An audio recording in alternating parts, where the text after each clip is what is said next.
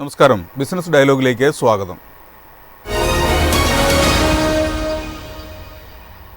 Iran Israel സംഘർഷം മൂലം ആഗോള എണ്ണവില ഉയരുന്നത് ഇന്ത്യൻ സമ്പദ് വ്യവസ്ഥയിൽ ഗുരുതരമായ പ്രത്യാഘാതങ്ങൾ സൃഷ്ടിക്കും. ആഗോള എണ്ണപ്പാതയായ ഹോർമുസ് കടലിടുക്ക് ആശങ്കയുടെ ഒരു കേന്ദ്ര ബിന്ദുവായി മാറിയിരിക്കുന്നു. എണ്ണവില ഇത്തരത്തിൽ കുതിച്ചുയരുകയാണെങ്കിൽ ക്രൂഡ് ഓയിൽ ഇറക്കുമതി ആശ്രയിക്കുന്ന ഇന്ത്യ പോലുള്ള സമ്പദ് വ്യവസ്ഥകൾക്ക് എന്തു സംഭവിക്കും? ഈ വിഷയമാണ് ഇന്ന് ബിസിനസ് ഡയലോഗ് ചർച്ച ചെയ്യുന്നത്.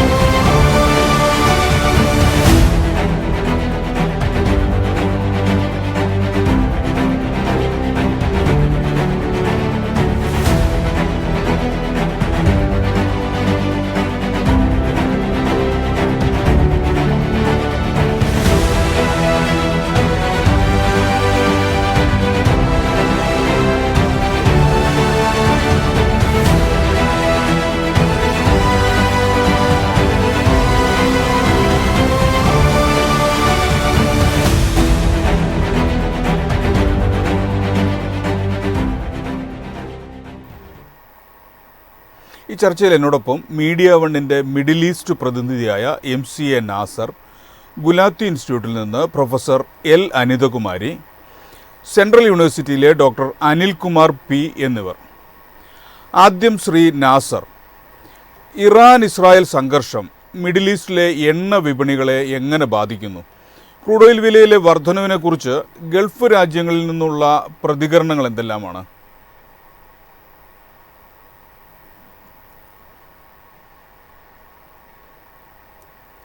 നാസർ, കേൾക്കാമോ?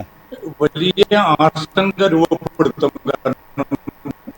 പിന്നെ ദിവസങ്ങളിൽ തന്നെ ഏതാണ്ട് 8% വരെ വില ഉയർന്നിട്ടുണ്ട്. ഇനിയും ഈ പ്രതിസന്ധി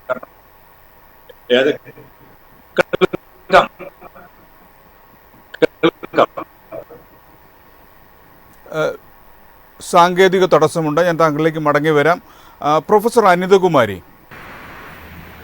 എണ്ണവില വർദ്ധിക്കുന്നതിൻ്റെ ഭാരം ശരാശരി ഇന്ത്യൻ ഉപഭോക്താവിൻ്റെ മേൽ എത്രത്തോളം വരും?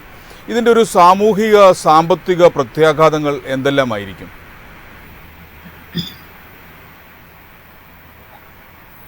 ഇപ്പോഴത്തെ ഈ പ്രത്യേക സാഹചര്യത്തിൽ എണ്ണവില വർദ്ധിക്കുമെന്നുള്ളത് വ്യക്തമാണ്. പക്ഷെ അതുണ്ടാക്കുന്ന ഒരു ഇംപ്ലിക്കേഷൻ ഇക്കോണമിയുടെ എല്ലാ തലത്തിലും ഉണ്ടാകാനാണ് സാധ്യത.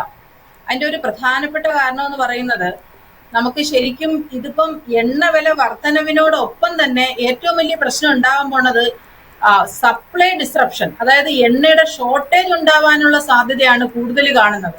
അപ്പൊ അതായത് ഇന്ത്യ ഇറാനെ അല്ല കൂടുതൽ എണ്ണയ്ക്ക് വേണ്ടി ആശ്രയിക്കുന്നത്, മറ്റ് രാജ്യങ്ങളാണ്. ഇപ്പൊ വെസ്റ്റ് ഏഷ്യൻ കൺട്രീസ് ആയാലും ശരി, ഇപ്പൊ അമേരിക്ക ഉണ്ട്, അല്ലെങ്കിൽ റഷ്യ ഉണ്ട്, മറ്റ് അങ്ങനെയുള്ള രാജ്യങ്ങളിൽ കൂടുതൽ വാങ്ങുന്നത് നമ്മൾ അവിടെ നിന്നാണ്. പക്ഷെ ആ വാങ്ങുമ്പോൾ അത് വരുന്ന വഴി എന്ന് പറയുന്ന പേർഷ്യൻ ഗൾഫ് വഴിയാണ്. അപ്പൊ അത് ഇറാനില് എന്തെങ്കിലും പ്രശ്നങ്ങൾ ഇനിയും രൂക്ഷമാവുകയാണെങ്കിൽ എണ്ണ ഇങ്ങോട്ട് വരുന്നതിനുള്ള തടസ്സം കൂടുകയും ഈ സപ്ലൈ ഡിസ്റപ്ഷൻ കൊണ്ട് തന്നെ എക്കോണമിയിൽ വളരെ ദൂരവ്യാപകമായ പ്രശ്നങ്ങൾ ഇനിയും ഉണ്ടാവാനിരിക്കുകയാണ്.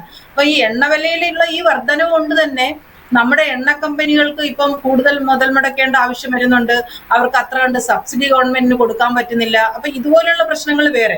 അപ്പൊ ലോജിസ്റ്റിക് കോസ്റ്റ് കൂടും. അപ്പൊ തീർച്ചയായിട്ടും കൺസ്യൂമറിന് വില വർദ്ധിക്കും. അത് ഇതിന് മാത്രമല്ല, എണ്ണയുടെ വില എന്ന് പറയുന്നത് അതിന് ഭയങ്കര എക്സ്റ്റേണാലിറ്റീസ് ആണ്. മറ്റുള്ള എല്ലാ സാധനങ്ങളുടെയും സേവനങ്ങളുടെയും വിലയും എണ്ണ വിലയുമായിട്ട് വളരെ റിലേറ്റഡ് ആണ്. അപ്പൊ തീർച്ചയായിട്ടും ഈ ഒരു എണ്ണ മേഖലയിൽ ഒരു പ്രശ്നം ഉണ്ടായി കഴിഞ്ഞാൽ അത് മറ്റുള്ള എല്ലാ മേഖലയിലും ബാധിക്കും. പ്രത്യേകിച്ച് നമ്മുടെ ഫാർമസ്യൂട്ടിക്കൽസ് ആയാലും മറ്റുള്ള നിത്യോപയോഗ സാധനങ്ങളാണെങ്കിൽ പോലും ഇപ്പം ശരിക്കും പ്രധാനമായിട്ട് കേൾക്കുന്നത് ഇങ്ങനൊരു ഡിസ്റപ്ഷൻ ഉണ്ടായിക്കഴിഞ്ഞാൽ നമ്മുടെ എക്സ്പോർട്ടേഴ്സും കൂടുതലായിട്ട് കഷ്ടപ്പെടുന്നതാണ്. കാരണം പഞ്ചാബ് ഹരിയാനയിൽ നിന്നുള്ള ഈ ബസുമതി റൈസ് അങ്ങോട്ട് പുറത്തേക്ക് വിടുന്നത് കൂടുതലും ഇറാനാണ് നമ്മളെ വാങ്ങിക്കുന്നത്. അപ്പൊ അത് തന്നെയും അവർക്ക് ഒരുപാട് പേയ്മെന്റ് ഡിലേ ഉണ്ടെന്നാണ് ഇപ്പോഴും അറിയാൻ കഴിഞ്ഞത്. അപ്പൊ ഈ യുദ്ധത്തിന്റെ ഈ ഒരു കാലാവസ്ഥയിൽ ഇത് കൂടുതൽ ഡിലേ വരാനും അങ്ങനെയുള്ള ഈ അഗ്രികൾച്ചർ സെക്ടറിനും കുറെ പ്രശ്നങ്ങൾ ഉണ്ടാവാനും, അതുപോലെ ഇൻഡസ്ട്രിയൽ സെക്ടറിലാണെങ്കിലും ഇമ്പോർട്ടുകളൊക്കെ ഇത് ബാധിക്കാനുള്ള സാധ്യതയുണ്ട്. ഇമ്പോർട്ട് കോസ്റ്റ് കൂടും. അതോടൊപ്പം തന്നെ ഇമ്പോർട്ട് കോസ്റ്റ് കൂടുക എന്ന് പറഞ്ഞാൽ അതുകൊണ്ട് നമ്മൾ എന്താണ് മനസ്സിലാക്കുന്നത്, നമ്മുടെ ജനങ്ങൾ വാങ്ങിക്കുന്ന സാധനങ്ങൾക്കെല്ലാം വില കൂടാനുള്ള സാധ്യത ഉണ്ടാവും. എന്നാൽ ഗവൺമെന്റിന് ടാക്സ് വലുതായിട്ട് കൂട്ടാനും പറ്റാത്തൊരവസ്ഥയാണ്. അപ്പൊ തീർച്ചയായിട്ടും ഈ ഒരു ഇത് എങ്ങനെ അഡ്ജസ്റ്റ് ചെയ്യും എന്നുള്ളത് ഇനി വരും ദിവസങ്ങളിൽ മാത്രമേ നമുക്ക് പറയാൻ പറ്റത്തുള്ളൂ, ഇതിൽ എന്തുമാത്രം പ്രത്യാഘാതം ഉണ്ടാവും എന്നുള്ളത്. കാരണം നമുക്കറിയാം, നമ്മളെല്ലാം ഒരു ആഗോളവൽക്കരണത്തിന്റെ ഒരു ഇതിലിരിക്കുന്നുണ്ട്. എവിടെയെങ്കിലും ഏതെങ്കിലും രാജ്യത്തിൽ ഒരു ഡിസ്റപ്ഷൻ ഉണ്ടായി കഴിഞ്ഞാൽ അതിന്റെ ഒരു ആഘാതം എല്ലാ മേഖലയിലോട്ടും പടരുകയാണ്. അപ്പൊ തീർച്ചയായിട്ടും ഇന്ത്യയിൽ അത് ബാധിക്കും. തീർച്ചയായും ഇന്ത്യയിലെ എണ്ണവില വർദ്ധിക്കുന്നതനുസരിച്ച് എല്ലാ സാധനങ്ങളുടെയും വില ഉയരും, പണപ്പെരുപ്പം ഉയരാനുള്ള സാധ്യതകളുണ്ട്. എങ്ങനെ ഇതിനെ പ്രതിരോധിക്കാൻ കഴിയും? അല്ല, തീർച്ചയായിട്ടും നമുക്കിപ്പം ഈ റിസർവ് ബാങ്കിന്റെ കഴിഞ്ഞ പോളിസിയിൽ തന്നെ നമ്മൾ റിപ്പോ നിരക്ക് കുറച്ചു. പക്ഷെ ഇനിയിപ്പോൾ ആ റിപ്പോ നിരക്ക് വീണ്ടും കുറച്ച് നമുക്ക് എക്കോണമിയുടെ ഇൻഫ്ലേഷൻ സാധ്യതകൾ കുറയ്ക്കാൻ ബുദ്ധിമുട്ടാണ് ഇമീഡിയറ്റ്ലി. കാരണം ഇത്രയും ഒരു അന്താരാഷ്ട്ര മേഖലയിൽ ഇങ്ങനെ ഒരു ഡിസ്റപ്ഷൻ ഉണ്ടാകുമ്പോൾ നമ്മുടെ പോളിസീസിനെ തന്നെ അത് ബാധിക്കും. കാരണം ഒത്തിരി എക്സ്റ്റേണാലിറ്റീസ് ഉണ്ടായിക്കൊണ്ടിരിക്കുന്നത് കൊണ്ട് തന്നെ ഗവൺമെന്റ് ചിലപ്പം കൂടുതൽ സബ്സിഡിയോ കൊടുക്കേണ്ടി വരും. പക്ഷെ ആ സബ്സിഡി കൊടുക്കണമെന്നുണ്ടെങ്കിൽ ഗവൺമെന്റ് പണം കണ്ടെത്തേണ്ട ആവശ്യമുണ്ട്. പക്ഷെ അത് എവിടെ നിന്നാണെന്നുള്ള വലിയൊരു ക്വസ്റ്റ്യൻ നിൽക്കുകയാണ്. തീർച്ചയായും ഇതെല്ലാം ഞാൻ താങ്കളിലേക്ക് മടങ്ങി വരാം. ശ്രീ നാസർ, ഞാൻ താങ്കളോട് ചോദിച്ചിരുന്ന ചോദ്യം ഇറാൻ ഇസ്രായേൽ സംഘർഷം മിഡിൽ ഈസ്റ്റിലെ എണ്ണ വിപണികളെ എങ്ങനെ ബാധിക്കുന്നുവെന്നായിരുന്നു.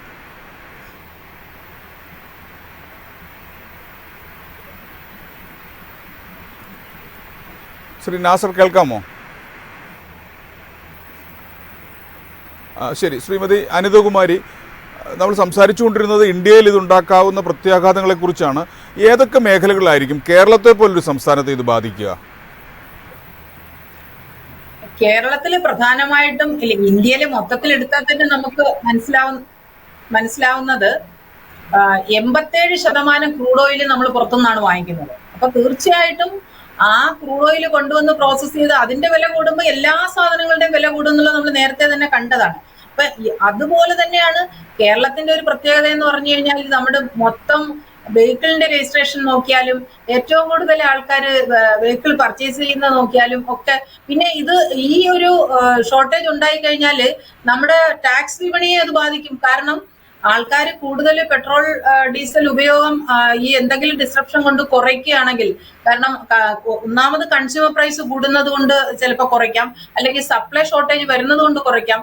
ഇങ്ങനെ വരികയാണെങ്കിൽ നമുക്ക് അതിൽ നിന്ന് കിട്ടുന്ന ടാക്സിനെയും ബാധിക്കും. സെയിൽസ് ടാക്സ് ആണല്ലോ നമുക്ക് പെട്രോളിൽ നിന്ന് ഡീസലിൽ നിന്ന് കിട്ടുന്നത്. അപ്പം അതിന്റെ കൺസംഷനിൽ എന്തെങ്കിലും ഒരു ഡിസ്റപ്ഷൻ ഉണ്ടായാൽ അത് ശരിക്കും നമ്മുടെ വിപണിയെ ബാധിക്കും. അതോടൊപ്പം തന്നെ മൊത്തത്തിലുള്ള GST വരുമാനത്തിനെയൊക്കെ ഇത് ഇൻഡയറക്റ്റ് ആയിട്ട് തന്നെ കുറച്ച് ഹിറ്റ് ചെയ്തേക്കാം. പക്ഷെ നമുക്കിപ്പോ ഈ കുറച്ച് ദിവസത്തെ ഈ ഒരു ഇതുകൊണ്ട് നമുക്ക് പെട്ടെന്ന് ഇതിന്റെ ഒരു ഇമ്പാക്ട് പറയാൻ പറ്റിയില്ലെങ്കിൽ പോലും ഈ ഒരു ചേഞ്ചുകൾ അല്ലെങ്കിൽ ഈ ഒരു മാറ്റങ്ങൾ ഇപ്പൊ 10% നമ്മുടെ എണ്ണവില കൂടിക്കഴിഞ്ഞു ബാരലിന്. അപ്പൊ ആ കൂടുതൽ തന്നെ നമ്മുടെ എണ്ണ കമ്പനികളെ ശരിക്കും ബാധിച്ചും കഴിഞ്ഞു. അപ്പൊ ഇതിങ്ങനെ ദിവസം പ്രതി കൂടുകയാണെന്നുണ്ടെങ്കിൽ അവരെ ഇമ്പോർട്ടിനെ ബാധിക്കുകയും അത് മൊത്തത്തില് കേരളം ഒന്നിന് നമ്മുടെ ഇന്ത്യൻ യൂണിയനിൽ നിൽക്കുന്ന സംസ്ഥാനത്തിന് അങ്ങനെ വേറിട്ടല്ല പറയാൻ പറ്റുന്നത്. അത് കുറച്ചും കൂടെ ആഘാതം, കാരണം ഒരു കൺസ്യൂമർ ബേസ്ഡ് ആയിട്ടുള്ള ഒരു സ്റ്റേറ്റ് ആയതുകൊണ്ട് തന്നെ നമുക്ക് കൂടുതൽ അത് ബാധിക്കും. കാരണം അതിന്റെ ഒരു ഉപഭോഗത്തിനെ ബാധിക്കും. അങ്ങനെയൊക്കെയുള്ള പ്രശ്നങ്ങൾ ഇതുവഴി ഉണ്ടാവാൻ സാധ്യതയുണ്ട്. ശരിയാണ്. താങ്കൾ സംസാരിച്ചുകൊണ്ടിരുന്നത് റിസർവ് ബാങ്കിന്റെ ഇടപെടലിനെ കുറിച്ചാണ്, റിപ്പോ റേറ്റിൽ വന്ന മാറ്റങ്ങളെ കുറിച്ചാണ്. ഈ തരത്തിൽ റിസർവ് ബാങ്കിന് കാര്യമായി എന്തെങ്കിലും ചെയ്യാൻ കഴിയുമോ? റിസർവ് ബാങ്ക് എന്ന് പറയുന്നത് നമ്മുടെ ഇന്ത്യൻ ഗവൺമെന്റിന്റെ ഒരു ഭാഗമാണല്ലോ. അപ്പൊ തീർച്ചയായിട്ടും ഗവൺമെന്റ് ഒരു പോളിസി ഡിസിഷൻ എങ്ങനെ എടുക്കുന്നു, കാരണം നമുക്കറിയാം നമ്മുടെ വിദേശ മന്ത്രാലയങ്ങളെല്ലാം തന്നെ ഇതിന്റെ ഒരു ഡിസ്റപ്ഷൻസും ഓയിൽ മിനിസ്ട്രി ഒക്കെ പഠിച്ചുകൊണ്ടിരിക്കുകയാണ്. അപ്പം തീർച്ചയായിട്ടും ഇങ്ങനെ എന്തെങ്കിലും ഒരു പ്രശ്നം വരികയാണെന്നുണ്ടെങ്കിൽ പോളിസി നയങ്ങളിൽ മാറ്റം വരുത്താൻ സാധ്യതയുണ്ട്. പക്ഷെ നമുക്കത് ഇമ്മീഡിയറ്റ്ലി ഉണ്ടാവുമോ? ഇതിന്റെയൊക്കെ ഒരു പ്രത്യാഘാതം വരുന്നത് ഒരു long run in the sense ഒരു മീഡിയം ടേമിലാണ്. ഷോർട്ട് റണ്ണിനേക്കാളും കുറച്ച് ഇതുവരെ നമ്മുടെ പെട്രോൾ പ്രൈസിലൊന്നും ആരും ടച്ച് ചെയ്തിട്ടില്ല. അപ്പോൾ ഇത് ഇങ്ങനെ തുടർന്ന് പോവുകയാണെങ്കിൽ തീർച്ചയായിട്ടും പെട്രോളിന്റെയും ഡീസലിന്റെയും വിലയിൽ മാറ്റം വരുത്തേണ്ടി വരും. അപ്പൊ ഗവൺമെന്റ് ടാക്സ് കുറയ്ക്കുമോ എന്നുള്ളൊരു പ്രശ്നമുണ്ട്. കാരണം നമ്മൾ ഇപ്പം പെട്രോളിലും ഡീസലിലും കേന്ദ്ര ഗവൺമെന്റിന്റെ കേസിലാണെന്നുണ്ടെങ്കിൽ സ്പെഷ്യൽ റേറ്റ് ആണ് വെച്ചിരിക്കുന്നത്. അപ്പൊ അതുകൊണ്ട് തന്നെ അത് മാറ്റം വരുത്തിയാലേ പിന്നെ നമ്മുടെ ഇതിന്റെ ഈ ഒരു പ്രൈസ് അനുസരിച്ചിട്ട് മാറുകയുള്ളൂ. കാരണം അഡ്വലേറമല്ല, സ്പെസിഫിക് ഡ്യൂട്ടിയാണ് നമ്മൾ സെൻട്രൽ ഗവൺമെന്റ് വെച്ചിരിക്കുന്നത്. അതേസമയം സംസ്ഥാനങ്ങളിലോട്ട് വരികയാണെങ്കിൽ അത് അഡ്വലേറമാണ്, അറ്റ് വാല്യൂലാണ്. അപ്പൊ ഒരു ചെറിയ ചേഞ്ച് ബേസിക് പ്രൈസിൽ ഉണ്ടാവുകയാണെന്നുണ്ടെങ്കിൽ നമ്മുടെ ഇവിടെ പ്രൈസ് കുറച്ചുകൂടെ കൂടാൻ സാധ്യതയുണ്ട്. കേന്ദ്ര ഗവൺമെന്റ് മാറ്റിയില്ലെങ്കിൽ അത്ര കണ്ട് അവിടെ വില വർദ്ധിക്കത്തില്ല, അവിടെ എന്ന് വെച്ചാൽ ആ ഘട്ടത്തിൽ വരില്ല. പക്ഷെ അത് കഴിഞ്ഞ് സംസ്ഥാനങ്ങളിലോട്ട് വരുമ്പോൾ ഇപ്പം നമ്മുടെ റേറ്റ് 30% കൂടുതലാണ് നമുക്ക് പെട്രോളിൻ്റെത്, അതുപോലെ ഡീസലിനും അതേ ഒരു റേറ്റ് ഉണ്ട്. അപ്പം ഈ ഒരു പെർസെൻറ്റേജിൽ ചേഞ്ച് വരുമ്പം ബേസിക് പ്രൈസ് മാറുന്ന അനുസരിച്ച് ഈ പിന്നെ ആ ഒരു പെർസെൻറ്റേജിൽ മാറ്റം വരും, ഫൈനൽ പ്രൈസിൽ കുറച്ചും കൂടെ മാറ്റം വരും, കൂടാനുള്ള സാധ്യതയുണ്ട്. അപ്പൊ അതുകൊണ്ട് തന്നെ ഒന്നില്ലെങ്കിൽ കേരള ഗവൺമെന്റും മുമ്പ് നമ്മൾ ചെയ്തതുപോലെ ടാക്സ് റേറ്റിൽ അഡ്ജസ്റ്റ് ചെയ്യേണ്ട അവസ്ഥ വരുന്നുണ്ടോ, അതൊക്കെ കൂടുകയാണെങ്കിലാണ്. ഇപ്പൊ നമുക്ക് ആ അവസ്ഥയിലോട്ട് ചിന്തിക്കേണ്ട ആവശ്യം വന്നിട്ടില്ല. പക്ഷെ ലോങ് റണ്ണിൽ നമുക്ക് പ്രതീക്ഷിക്കണം ഇങ്ങനെയൊക്കെയുള്ള ചേഞ്ച്. ഇത് കൂടാതെ ഉള്ള മറ്റു തരത്തിലുള്ള സാമ്പത്തിക പ്രത്യാഘാതങ്ങളും ഉണ്ടല്ലോ. ഇന്ത്യക്ക് ഇറാനിൽ ചബ്ബാർ പോർട്ടുണ്ട്, അതുപോലെ തന്നെ അദാനിക്ക് പോർട്ടുണ്ട്. അപ്പോൾ ഇത്തരം ആക്രമണങ്ങൾ, ഇസ്രായേൽ പോർട്ടുണ്ട്, അപ്പോൾ ഇത്തരം ആക്രമണങ്ങൾ ആ ഭാഗങ്ങളിൽ ഉണ്ടാക്കാവുന്ന ദോഷങ്ങൾ എന്തൊക്കെയായിരിക്കും? കാരണം നമ്മുടെ ഒരു കമ്പനിക്ക് പുറത്തൊരു പ്രശ്നം ഉണ്ടായിക്കഴിഞ്ഞാൽ അത് എന്തായാലും ഇന്ത്യക്ക് അകത്തും അതിന്റെ റിഫ്ലക്ഷൻ ഉണ്ടാവും. കാരണം അവരുടെ ഈ ഓവറോൾ ടേൺ ഓവറിനെ അവിടെ ലോസ് ഉണ്ടാവുകയാണെന്നുണ്ടെങ്കിൽ, അല്ലെങ്കിൽ അത് ഫംഗ്ഷൻ ചെയ്യാൻ പറ്റാതെ വന്നു കഴിഞ്ഞാൽ അതിന്റെ ഒരു പ്രത്യേകത നമുക്കിവിടെ ഉണ്ടാവും. പ്രത്യേകിച്ച് ഷെയർ മാർക്കറ്റിലൊക്കെ എന്തായാലും അതിന്റെ ആ ഒരു പിന്നെ ചേഞ്ചസ് ഭയങ്കരമായിട്ട് വരും. ശരിയാണ്, അത് ഓൾറെഡി വന്നു കഴിഞ്ഞു. ശ്രീ നാസർ, ഞാൻ താങ്കളോട് ചോദിച്ചത് ഗൾഫിൽ നിന്നുള്ള പ്രതികരണങ്ങൾ എന്തൊക്കെയാണ് എന്നുള്ളതായിരുന്നു. കേൾക്കാമോ ശ്രീ നാസർ? കേൾക്കാമോ?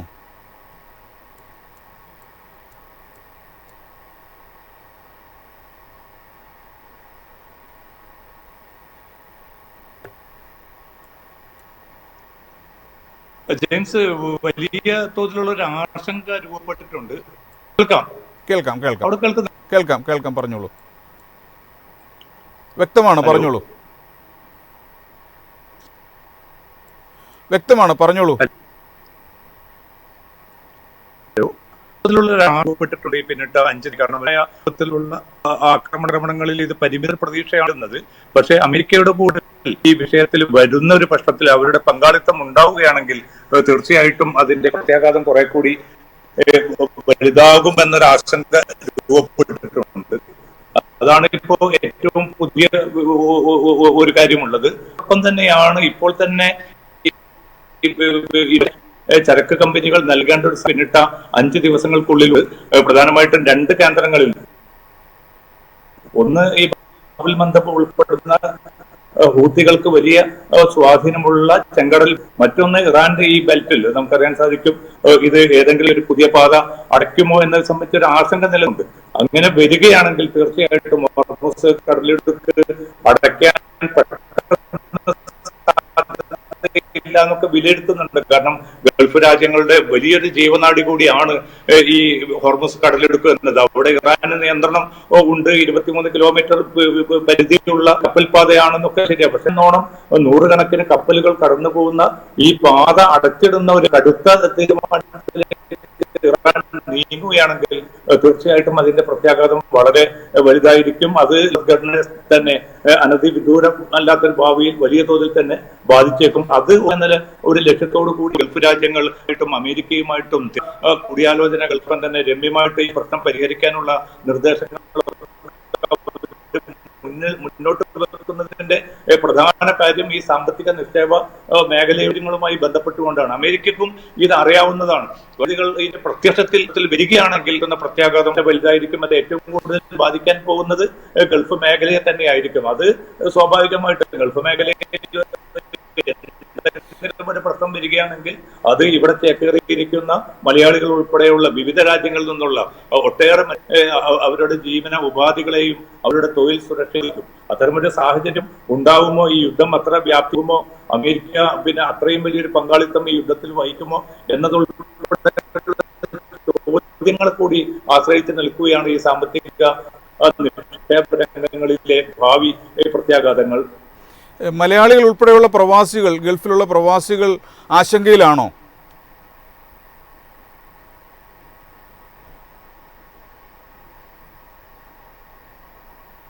സാങ്കേതിക തടസ്സമുണ്ട്, ഞാൻ താങ്കളിലേക്ക് മടങ്ങി വരാം.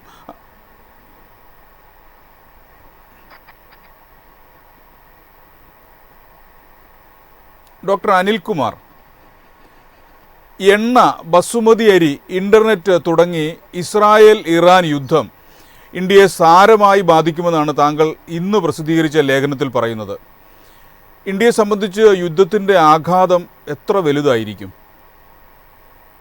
ഇന്ത്യയെ ഇത് വളരെയധികം ബാധിക്കുമെന്നുള്ളതാണ് തുടക്കത്തിൽ തന്നെ പറയാൻ കഴിയുന്നത്. കാരണം ഈ മൂന്ന് മേഖലകളും, അതായത് ഓയിലിന്റെ കാര്യത്തിൽ, അതായത് ഇന്ധനത്തിന്റെ കാര്യത്തിൽ, മറ്റൊന്ന് പ്രധാനമായും വാണിജ്യത്തിന്റെ കാര്യത്തിൽ, മറ്റൊന്ന് നമ്മുടെ ഇന്റർനെറ്റ് കേബിൾ ശൃംഖലയുടെ കാര്യത്തിലും പോർട്ടിന്റെ കാര്യത്തിലും, ഇങ്ങനെ 4 മേഖലകളിൽ അതിശക്തമായ സ്വാധീനം ഈ യുദ്ധത്തിന്റെ ഫലമായി ഉണ്ടാകും എന്നുള്ള കാര്യത്തിൽ സംശയം വേണ്ട.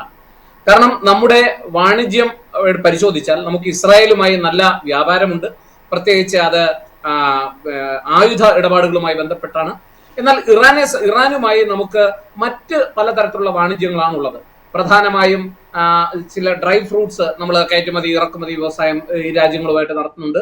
അതിനൊക്കെ ഉപരിയായി അങ്ങ് സൂചിപ്പിച്ചതുപോലെ നമ്മുടെ ബസുമതി അരി, അതായത് പഞ്ചാബിലും ഹരിയാനയിലും കർഷകരുണ്ടാക്കുന്ന ബസുമതി അരിയുടെ 35% വരെയും നമ്മൾ കയറ്റി അയക്കുന്നത് ഈ ഇറാനിലേക്കാണ്.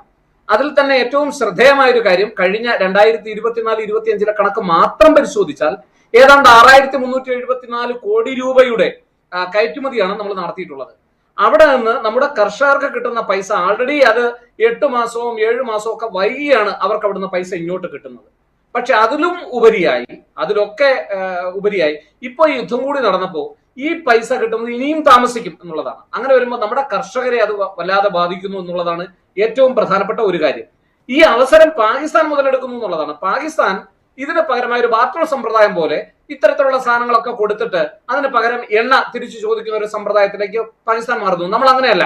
അപ്പൊ അതുകൊണ്ട് തന്നെ ഈ അവസരം മുതലെടുക്കാനും പാകിസ്ഥാൻ ശ്രമിക്കുന്നു എന്നുള്ളതാണ്. അതുകൊണ്ട് കയറ്റുമതി ഇറക്കുമതി, അതായത് ഇന്ത്യയുടെ വ്യാപാരവുമായി ബന്ധപ്പെടുത്തി നോക്കിയാൽ തീർച്ചയായിട്ടും ഇസ്രായേലിനെയും അതുപോലെ തന്നെ ഇറാനെയും നമുക്ക് പിണക്കാനാകില്ല. രണ്ടും നമുക്ക് വേണ്ടപ്പെട്ട രാജ്യങ്ങളാണ്. ഒരിടത്ത് നമ്മൾ കൂടുതലും ആയുധ വ്യാപാരങ്ങളാണ് നടത്തുന്നതെങ്കിൽ മറുവശത്ത് നമ്മൾ നമ്മുടെ കാർഷിക രംഗവുമായി ബന്ധപ്പെട്ട് വളരെ ശക്തമായ വാണിജ്യം നടക്കുന്നു എന്നുള്ളതാണ്.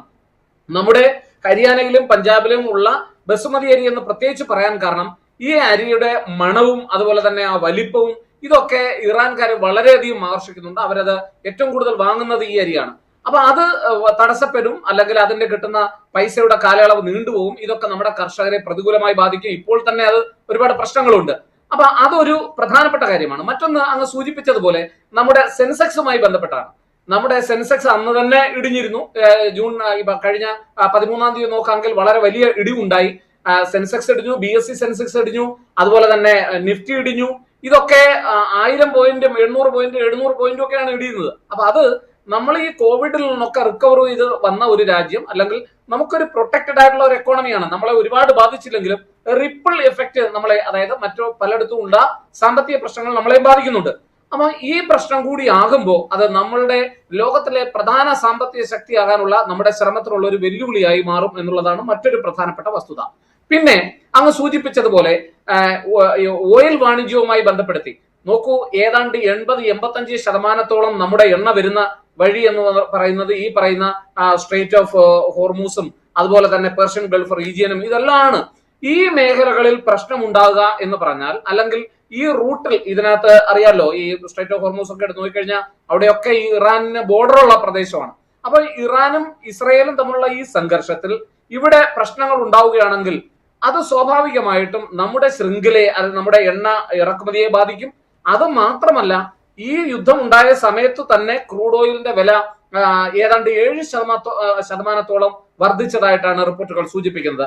ബാരലിന് $1 ഇന്നലെ മാത്രം കൂടി എന്നുള്ളതാണ് ശ്രദ്ധേയമായ കാര്യം. അപ്പൊ അത് നമ്മളെ വല്ലാണ്ട് ബാധിക്കും എന്നുള്ള കാര്യത്തിൽ സംശയം വേണ്ട.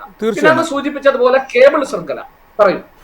ഈ ക്രൂഡ് ഓയിലിന്റെ വില $120 വരെ എത്തുമെന്നാണ് കണക്കാക്കപ്പെടുന്നത്. എങ്കിലും ഡോക്ടർ അനിൽകുമാർ, ഇന്ത്യ അസംസ്കൃത എണ്ണയുടെ ഏതാണ്ട് താങ്കൾ പറഞ്ഞതുപോലെ തന്നെ 85% ഇറക്കുമതി ചെയ്യുന്ന ഒരു രാജ്യമാണ്.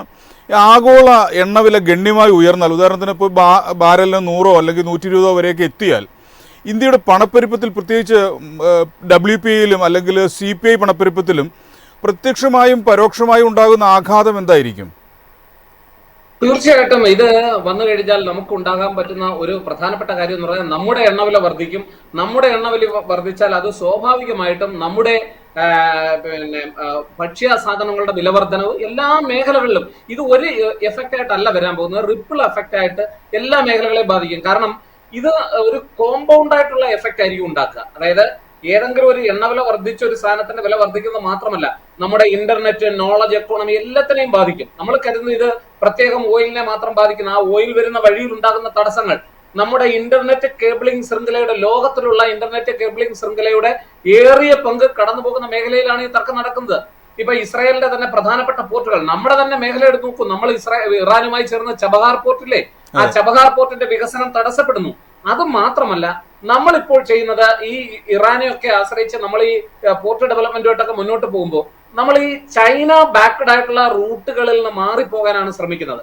ചൈന ബാക്ക്ഡ് ട്രേഡ് റൂട്ട്, അതുപോലെ തന്നെ പാകിസ്ഥാൻ ബാക്ക്ഡ് ട്രേഡ് റൂട്ട്, ഇതൊക്കെ നമ്മളെ സംബന്ധിച്ചിടത്തോളം റിസ്കിയാണ്. അപ്പൊ ആ റൂട്ടുകൾ ഒഴിവാക്കാൻ വേണ്ടിയാണ് നമ്മൾ ഈ ചബഹാർ പോർട്ട് ഡെവലപ്മെന്റും നോർത്ത് സൗത്ത് ട്രാൻസ്പോർട്ട് കോറിഡോറും ഒക്കെ കൊണ്ടുവന്നത്. അപ്പൊ അതൊക്കെ അതിന്റെയൊക്കെ പുരോഗതി അല്ലെങ്കിൽ നിർമ്മാണ പുരോഗതി തടസ്സപ്പെടുന്നതോടുകൂടി നമുക്ക് ഈ മേഖലകളെ ഡിപ്പെൻഡ് ചെയ്യാൻ പറ്റാതാവുകയും അത് നമ്മളെ ഒരുപാട് പിന്നോട്ട് അടിക്കുകയും അത് മാത്രമല്ല സുരക്ഷാപരമായ ഒരുപാട് ഭീഷണികൾ ഉണ്ടാവുകയും ചെയ്യുമെന്നുള്ളതാണ് ഏറ്റവും പ്രധാനപ്പെട്ട വസ്തുത. ഈ കേബിളിംഗ് ശൃംഖലയുമായി ബന്ധപ്പെട്ട് പറഞ്ഞാൽ നമ്മുടെ ഡിജിറ്റൽ എക്കോണമി ഒന്നെടുത്ത് പരിശോധിച്ച് നോക്കൂ. വളരെ വലിയ ഒരു പങ്കാണ് നമ്മുടെ ഡിജിറ്റൽ എക്കോണമി പ്രധാനമായി നൽകുന്നത്. നമ്മളെടുത്ത് പരിശോധിച്ചാൽ ഏതാണ്ട് $245 ബില്യൺ നമ്മുടെ ഡിജിറ്റൽ എക്കോണമിയുടെ സംഭാവന എന്ന് പറയുന്നത്. ആ ഡിജിറ്റൽ എക്കോണമി ഇത് കാര്യമായി ബാധിക്കും. നമ്മുടെ സെർവറുകൾ ഡൗൺ ആവും. കാരണം നമ്മുടെ കേബിളിംഗ് ശൃംഖല എല്ലാം കടന്നു പോകുന്ന ഒരു മേഖലയിലാണ് ഈ തർക്കം നടക്കുന്നത്. അപ്പൊ അതുകൊണ്ട് തന്നെ അത് നമ്മുടെ കേബിളിങ്ങിനെ, നമ്മുടെ കേബിൾ ശൃംഖലകളെ ബാധിക്കും. അത് മാത്രമല്ല, ഈ ഏതെങ്കിലും ഒരു കേബിൾ ശൃംഖലയ്ക്ക് ഒരു ഡാമേജ് ഉണ്ടായാൽ പോലും അത് ഉണ്ടാക്കുന്ന കോസ്റ്റ് എന്ന് പറയുന്നത് വളരെ വലുതാണ്. ഭീമമായ ഒരു കോസ്റ്റാണ് ഉണ്ടാക്കുക.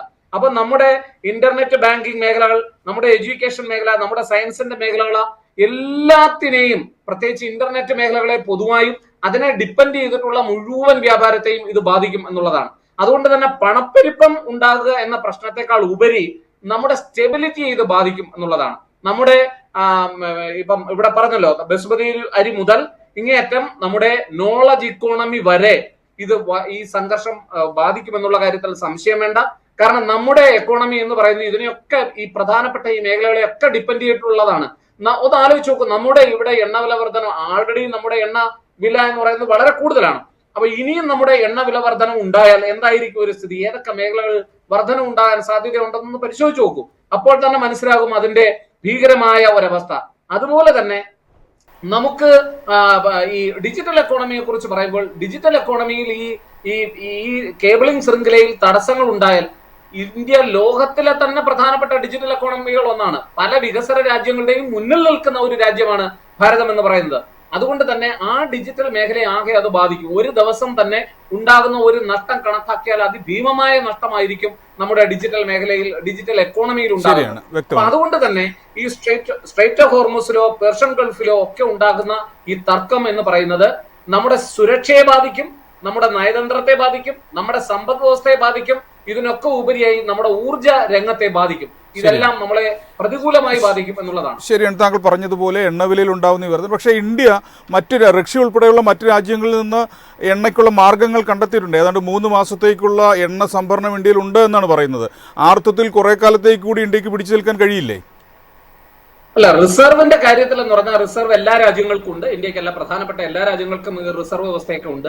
പക്ഷേ ഈ റിസർവ് എപ്പോഴാണ് നമ്മൾ ഉപയോഗിക്കുന്നത്? നമുക്കൊരു പെട്ടെന്ന് ഇതുപോലെ ഒരു ക്രൈസിസ് ഉണ്ടായാൽ ഉടനെ 3 മാസത്തേക്ക് നമുക്കതെടുത്ത് ഉപയോഗിക്കാം എന്ന് പറഞ്ഞാൽ അതിനുശേഷം നമ്മൾ എന്ത് ചെയ്യും? സോ അതുകൊണ്ട് ഈ യുദ്ധം എന്ന് പറയുന്നത് നമ്മളൊന്ന് മനസ്സിലാക്കേണ്ടത്, ഈ എണ്ണയുടെ കാര്യത്തിൽ റഷ്യക്ക് ഇന്ത്യയെ സഹായിക്കാൻ കഴിയില്ലേ? തീർച്ചയായും റഷ്യ എങ്ങനെ സഹായിക്കാം? റഷ്യ ആൾറെഡി ക്രൈസിസിലാണ്. നമ്മൾ ആലോചിക്കേണ്ടത് കുറച്ചൊക്കെ നമ്മളെ സഹായിക്കാനാവും.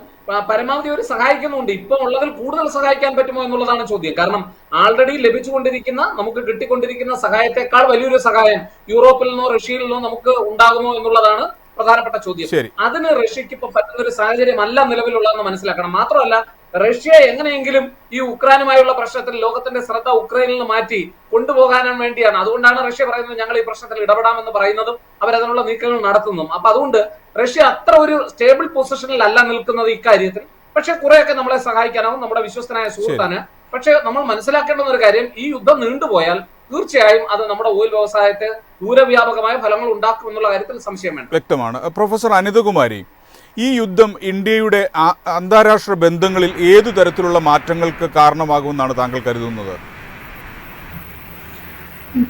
ഇപ്പൊ നേരത്തെ ഡോക്ടർ അനിൽകുമാർ പറഞ്ഞതുപോലെ നമ്മൾ ഒരു കാര്യം വളരെ ശ്രദ്ധിക്കണം. കാരണം നമ്മുടെ അന്താരാഷ്ട്ര ബന്ധത്തിൽ ഇറാനും നമുക്ക് നമ്മുടെ വ്യാപാര കരാറും ബാക്കിയുള്ള കാര്യങ്ങളുമായിട്ട് പോകുന്നതാണ്. അതുപോലെ തന്നെ ഇസ്രായേലും അങ്ങനെ തന്നെയാണ്. അപ്പൊ തീർച്ചയായിട്ടും ഒരു സമർത്ഥമായ വ്യാപാര കരാറിൽ ആ ഒരു ഇതിൽ പോയില്ലെങ്കിൽ നമുക്ക് ഭയങ്കര ബുദ്ധിമുട്ടുണ്ടാവും. കാരണം ഞാൻ ഒരു കാര്യം ഇതിനോടൊപ്പം ഞാൻ ആഡ് ചെയ്തോട്ടെ, കേരളത്തിനെ സംബന്ധിച്ചിട്ടുള്ളത് പറയാണ്. അതായത് ഈ യുദ്ധം ഏറ്റവും കൂടുതൽ ബാധിക്കാൻ പോകുന്നത് നമ്മുടെ ടൂറിസം വ്യവസായത്തെയാണ്. കാരണം ഇപ്പൊ തന്നെ ഈ പല ബുക്കിങ്ങുകളെയും ഇത് ബാധിക്കും. കാരണം ഇങ്ങനെ ഒരു ടെൻഷനും കാര്യങ്ങളും അന്താരാഷ്ട്ര മേഖലയിൽ ഉണ്ടാവുക എന്ന് പറഞ്ഞു കഴിഞ്ഞാൽ കേരളത്തിലോട്ട് വരുന്ന ടൂറിസ്റ്റുകളെയാണ് അത് നമ്മുടെ ഒരു എന്താ പറയണ്ടേ, ഏറ്റവും കൂടുതൽ ജോബ് ക്രിയേഷൻ വരുന്ന ഒരു മേഖലയാണ്. അപ്പൊ തീർച്ചയായിട്ടും ഇത് വളരെ ബാധിക്കും. അതുപോലെ നമ്മുടെ മൈഗ്രേഷൻ, നമ്മുടെ കുട്ടികളുടെ അങ്ങോട്ട് പോകുന്ന എഡ്യൂക്കേഷൻ ആണെങ്കിലും ശരി, അല്ലാതെയുള്ള ജോബിന്റെ അന്വേഷണങ്ങളാണെങ്കിലും. കാരണം മറ്റ് രാജ്യങ്ങൾ ഇതുമായിട്ട് ഇടപെടൽ വന്നു കഴിഞ്ഞാൽ, കാരണം കേരളത്തിന്റെ ഒരു പ്രത്യേകത എന്ന് പറഞ്ഞാൽ മറ്റെല്ലാ രാജ്യങ്ങളുമായിട്ട് നമ്മൾ കണക്റ്റഡ് ആണ്. എനിക്ക് തോന്നുന്നു കേരളത്തിലെ മലയാളി ഇല്ലാത്ത രാജ്യങ്ങൾ വളരെ ചുരുക്കമാണെന്ന് ജനറലായിട്ട് തന്നെ പറയാറുണ്ട്. അപ്പൊ തീർച്ചയായിട്ടും നമ്മുടെ ഈ ഒരു യുദ്ധത്തിന്റെ ഈ ഒരു പശ്ചാത്തലം എന്ന് പറയുന്നത് നമ്മുടെ നയതന്ത്ര ബന്ധം വളരെ കെയർഫുൾ ആയിട്ട് ഹാൻഡിൽ ചെയ്തില്ലെങ്കിൽ ഇത് വളരെ എല്ലാവർക്കും, കാരണം പ്രത്യേകിച്ച് നമ്മുടെ ഗൾഫ് രാജ്യങ്ങളിലൊക്കെ ഏറ്റവും കൂടുതൽ മലയാളികളും ഏറ്റവും കൂടുതൽ ആൾക്കാർ തൊഴിൽ തേടിയിരിക്കുന്നതും ആ ഒരു നമ്മുടെ എക്കോണമി തന്നെ അതുമായിട്ട്, നമ്മുടെ റെമിറ്റൻസും ഒക്കെ അതുമായിട്ട് റിലേറ്റ് ആയിട്ട് കിടക്കുകയാണ്. അപ്പൊ തീർച്ചയായിട്ടും വളരെ ശ്രദ്ധിച്ച് ചെയ്യേണ്ട ഒരു നയതന്ത്ര ബന്ധമായിരിക്കണം എന്നുള്ളത് തർക്കമില്ലാത്തതാണ്. അപ്പം പിന്നെ ഗവൺമെന്റ് അതിനെ കുറിച്ച് ചർച്ചകൾ നടത്തുന്നുണ്ടായിരിക്കാം, എല്ലാവർക്കും നമുക്ക് അറിയുകയും ചെയ്യാം. അപ്പൊ തീർച്ചയായിട്ടും അത് വളരെ സീരിയസ് ആയിട്ടുള്ള പ്രത്യാഘാതങ്ങൾ ഉണ്ടാക്കും നമ്മൾ വളരെ ശ്രദ്ധിച്ചില്ലെങ്കിൽ. ഡോക്ടർ അനിൽകുമാർ, ശ്രീമതി അനിതകുമാരി പറഞ്ഞതുപോലെ ഈ യുദ്ധം രൂക്ഷമാകുകയാണെങ്കിൽ ഇന്ത്യയുടെ നയതന്ത്ര നിലപാടിൽ എന്തൊക്കെ മാറ്റങ്ങൾ വരുമെന്നാണ് താങ്കൾ കരുതുന്നത്? പുതിയ ബന്ധങ്ങൾക്കുള്ള സാധ്യതകളില്ലേ?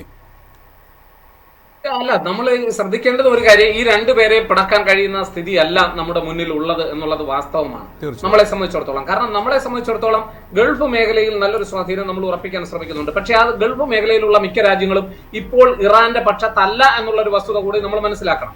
അതേസമയം തന്നെ ഇസ്രായേൽ നിരുപാധികമായ പിന്തുണ ഇന്ത്യക്ക് പ്രഖ്യാപിച്ച ഒരു രാജ്യമാണ്.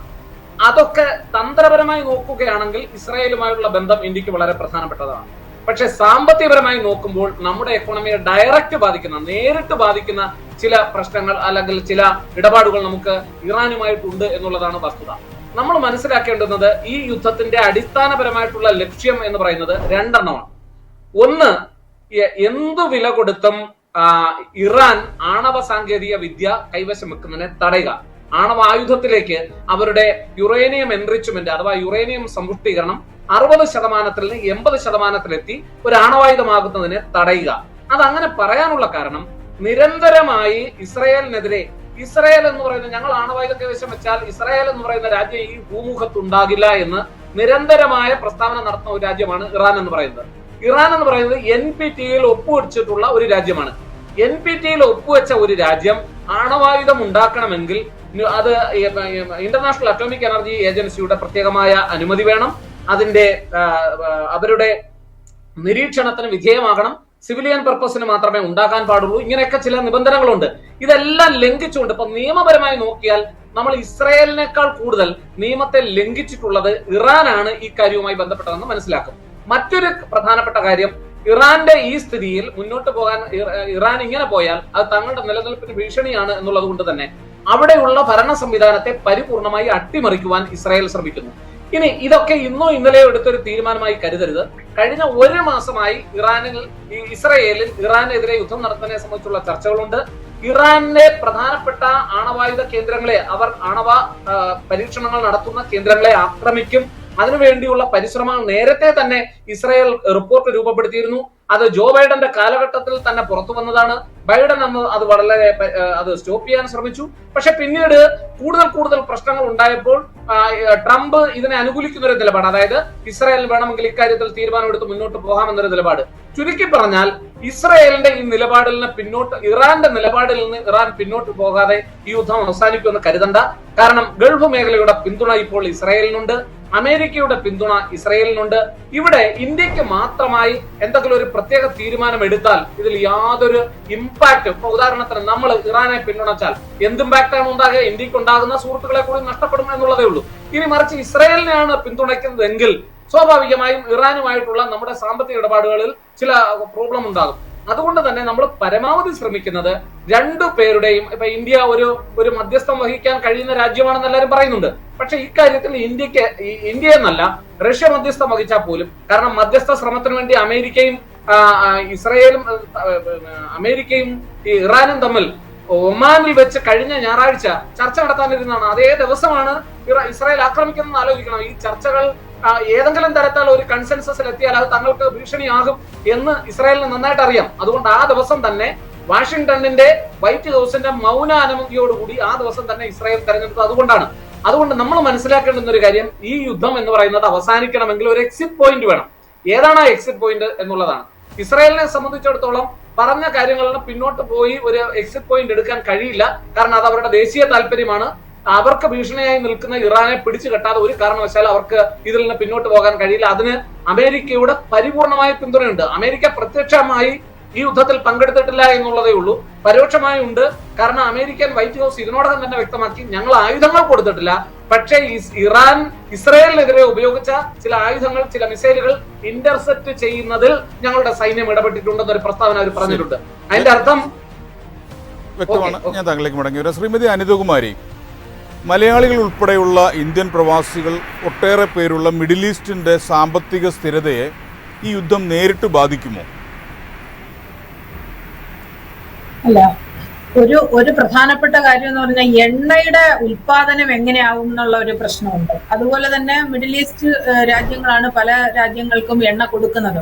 അപ്പം തീർച്ചയായിട്ടും പിന്നെ ഇറാനിലെ ഈ ഒരു സംഘർഷം ഇത് അതിന്റെ ചുറ്റുപാടുകളെയും ബാധിക്കാനുള്ള സാധ്യതയുണ്ട്. അപ്പൊ തീർച്ചയായിട്ടും അവരുടെ ഇക്കോണമിയിലും ഇതിന്റെ ഒരു ചലനങ്ങൾ ഉണ്ടാവും. അത് ആ ഇക്കോണമിയുടെ തന്നെ ഒരു സമ്പദ് വ്യവസ്ഥയ്ക്ക് പ്രശ്നങ്ങൾ ഉണ്ടാകാനാണ് സാധ്യത കാണുന്നത്. കാരണം എണ്ണ ഉൽപാദനത്തിലും അതുപോലെ തന്നെ എണ്ണയുടെ പ്രൈസ് തീരുമാനിക്കുന്നതിലും ഒക്കെ ഒപെക് കൺട്രികളൊക്കെ എങ്ങനെ ഒരു തീരുമാനത്തിലോട്ട് പോകുമെന്ന് നമുക്ക് ഇപ്പൊ പറയാൻ പറ്റില്ല. അപ്പൊ തീർച്ചയായിട്ടും അങ്ങനെയുള്ള ഡിസിഷൻസ് അവരെടുക്കുകയാണെന്നുണ്ടെങ്കിൽ അത് മറ്റ് രാജ്യങ്ങളെ, ചുറ്റുപാടുമുള്ള രാജ്യങ്ങളെ അത് ബാധിക്കും. നമ്മുടെ മലയാളികളും അല്ലെങ്കിൽ നമ്മുടെ ഇന്ത്യക്കാരും ഒക്കെ ഒരുപാട് തിങ്ങിപ്പറക്കുന്ന പ്രദേശം ആയതുകൊണ്ട് അതുപോലെ എംപ്ലോയ്മെന്റിൽ എന്ത് സംഭവിക്കുമെന്ന് നമുക്ക് അറിയത്തില്ല. ചിലപ്പോൾ ഇങ്ങനെ ഒരു സംഘർഷം കൂടുമ്പോഴത്തേക്ക് പല ഷട്ട് ഡൗണുകളും പ്രതീക്ഷിക്കാം. അപ്പൊ ഇതൊക്കെ ഇതിന്റെ പ്രത്യേകമായിട്ട് ഉണ്ടാവാൻ സാധ്യതയുള്ളതാണ്. കാരണം യുദ്ധം എന്ന് പറയുന്ന ഒരു പർട്ടിക്കുലർ സ്ഥലത്ത് മാത്രം നിൽക്കുന്നില്ല. അത് മറ്റുള്ള രാജ്യങ്ങളുടെ ഇടപെടൽ വരികയാണെങ്കിൽ ശരിക്കും ഗൾഫ് രാജ്യങ്ങളിലും ഇതിന്റെ ഒരു ഇമ്പാക്ട് ഉണ്ടാവാനുള്ള സാധ്യതയാണ് കാണുന്നത്. കുമാർ, എണ്ണവിലയിലെ തുടർച്ചയായ വർധനവ് ഇന്ത്യയുടെ കറണ്ട് അക്കൗണ്ട് കമ്മിയെ എങ്ങനെ ബാധിക്കും? എന്നോടാണോ ചോദ്യം? അതെ അതെ. ഇത് എണ്ണവിലയുടെ തുടർച്ചയായിട്ടുള്ള വർധനവ് സ്വാഭാവികമായിട്ട് എനിക്കൊന്ന് ടീച്ചറിനായിരിക്കും അത് കുറച്ചുകൂടി ഭംഗിയായിട്ട് പറയാൻ കഴിയുക. പക്ഷെ എങ്കിലും എൻ്റെ ഒരു ഊഹം എന്ന് പറയുന്നത് ഇങ്ങനെയുള്ള ഒരു വർധനവ് സ്വാഭാവികമായിട്ടും നമ്മുടെ വ്യാപാര കമ്മി വർദ്ധിപ്പിക്കുവാനാണ് സാധ്യത. കാരണം വ്യാപാരത്തിൽ നമ്മൾ ട്രേഡ് ബാലൻസ് ഇല്ലാതാവുക എന്ന് പറഞ്ഞാൽ അതിന്റെ അർത്ഥം എന്താ? കമ്മി വർദ്ധിച്ചുകൊണ്ടേ വരിക എന്നുള്ളതാണ്. ട്രേഡിൽ ഇംബാലൻസ് ഉണ്ടാവുക എന്നുള്ളതാണ്. കാരണം നമ്മുടെ കയറ്റുമതിക്ക് വർധനമൊന്നും ഉണ്ടാകുന്നില്ല, അതേസമയം ഇറക്കുമതിയുടെ കോസ്റ്റ് എപ്പോഴും കൂടിക്കൊണ്ടേയിരിക്കുന്നു. സ്വാഭാവികമായും അത് വ്യാപാര കമ്മി വളരെയധികം വർദ്ധിപ്പിക്കും എന്നുള്ള കാര്യത്തിൽ ഒരു സംശയവും വേണ്ട. ബാലൻസ് ഓഫ് ട്രേഡിൽ ഇത് കാര്യമായ വ്യത്യാസങ്ങൾ ഉണ്ടാക്കും. അത് നമ്മളെ വല്ലാണ്ട് ബാധിക്കും. ഞാൻ നേരത്തെ പറഞ്ഞല്ലോ, ഇപ്പൊ തന്നെ ഇറാനിൽ നിന്ന് നമ്മൾ ഇറക്കുമതി ചെയ്യുന്നതിനേക്കാൾ നമ്മൾ പ്രധാനപ്പെട്ട ചില കാര്യങ്ങൾ അങ്ങോട്ട് കയറ്റുമതി ചെയ്യുന്നുണ്ട്. അതൊക്കെ ഇപ്പൊ നഷ്ടപ്പെടാൻ പോവുക. അല്ലെങ്കിൽ അതിന്റെയൊക്കെ കിട്ടുന്ന ഇനിയുള്ള നമ്മുടെ എഗ്രിമെന്റിനെ അതൊക്കെ കാര്യമായി ബാധിക്കും. നമുക്ക് അതിനുള്ള റെമ്യൂണറേഷൻ, അതായത് നമ്മൾ കയറ്റുമതി ചെയ്യുമ്പോൾ അവിടെ നിന്ന് കിട്ടുന്ന ഇൻകത്തെ അത് ബാധിക്കും. സ്വാഭാവികമായും നമ്മുടെ വ്യാപാര കമ്മി കൂടി വരും. അതുകൊണ്ട് എന്റെ അറിവ് ശരിയാണെങ്കിൽ, ഞാൻ എക്കോണമിസ്റ്റ് അല്ല, പക്ഷെ എങ്കിലും എന്റെ ഈ കിട്ടുന്ന ഡാറ്റകൾ വെച്ചിട്ടാണെങ്കിൽ സ്വാഭാവികമായും വളരെ കൃത്യമായി അധികം വൈകാതെ വ്യാപാര കമ്മികൾ പ്രത്യേകിച്ച് ഈ രാജ്യങ്ങളുമായി ഉള്ളതിൽ വളരെ വർദ്ധിക്കും. കാരണം ഇസ്രായേലുമായി നമ്മുടെ ആയുധ കരാറിന്റെ ഇടപാടുകൾ മില്യൺ കണക്കിന് കോടിക്കണക്കിന് രൂപ വരുന്നതാണ്. അപ്പൊ അവിടെ ഈ ആയുധ കരാർ നീണ്ടുപോയാൽ, അതുപോലെ തന്നെ പലതും സമയത്ത് കിട്ടാതിരുന്നാൽ ഒക്കെ നമുക്കുണ്ടാകാവുന്ന നഷ്ടം എത്രയാണെന്ന് ആലോചിച്ച് നോക്കുക. അപ്പൊ സ്വാഭാവികമായും ഇസ്രായേലിൽ നിന്നും കാര്യമായി നമുക്ക് അങ്ങോട്ട് കയറ്റുമതിയല്ല, ഇറക്കുമതിയാണുള്ളത്. അപ്പൊ ഇത് വ്യാപാര കമ്മി വളരെ വലിയ തോതിൽ വർദ്ധിപ്പിക്കും എന്നുള്ള കാര്യത്തിൽ ഒരു സംശയവും. ശരി, ശ്രീമതി അനിതകുമാരി, ഇത് US ഡോളറിനെതിരെയുള്ള ഇന്ത്യൻ രൂപയുടെ വിനിമയ നിരക്കിൽ സമ്മർദ്ദം ചെലുത്തില്ലേ? ഇപ്പൊ തന്നെ നമ്മളൊരു ഡീവാല്യൂവിന്റെ വക്കിലാണല്ലോ നിൽക്കുന്നത്. എപ്പോഴും നമുക്ക് ശരിക്കും റുപ്പിയുടെ ഒരു അപ്രീസിയേഷൻ കാണുന്നില്ല. അപ്പൊ തീർച്ചയായിട്ടും ഡോളർ പിന്നെയും കുറെ കൂടി സ്ട്രെങ്തൻ ആവാനുള്ള സാധ്യതയാണ് കാണുന്നത്. പിന്നെ നമ്മളിപ്പോ കാണുന്നുണ്ട് സ്വർണ്ണവില ഭയങ്കരമായിട്ട് ഷൂട്ടപ്പ് ചെയ്യാണ്. അപ്പൊ തീർച്ചയായിട്ടും ഈ അന്താരാഷ്ട്ര സ്ട്രെസ് ഉണ്ടാവുമ്പോൾ സ്വർണ്ണവിലയിലാണ് അത് കൂടുതൽ പ്രകടമാകുന്നത്. അത് കൂടുമ്പം തീർച്ചയായിട്ടും മറ്റുള്ള പ്രത്യേകിച്ച് ഡോളറിന്റെയും ആ ഒരു അപ്രീസിയേഷൻ അത്ര കണ്ട് വരാൻ സാധ്യത കാണുന്നില്ല. അതുമല്ല, ഇപ്പൊ നമ്മൾ ഇന്ത്യൻ റുപ്പി മറ്റു രാജ്യങ്ങളിലൊക്കെ കുറച്ച് അങ്ങോട്ട് എക്സ്ചേഞ്ചിലൊക്കെ വരുത്താനൊക്കെ ഉള്ള നല്ല ശ്രമങ്ങൾ നടന്നുകൊണ്ടിരിക്കുന്ന ഈ ഒരു ഘട്ടത്തില് ഇതൊക്കെ അതിനെ ഒരു തിരിച്ചടിയായിട്ടാണ് വരാൻ പോകുന്നത്. അപ്പൊ തീർച്ചയായിട്ടും ആ ഒരു റുപ്പിക്ക് ഒരു അപ്രീസിയേഷൻ ഉണ്ടാവുന്ന ഒരു സാധ്യതയും കാണുന്നില്ല.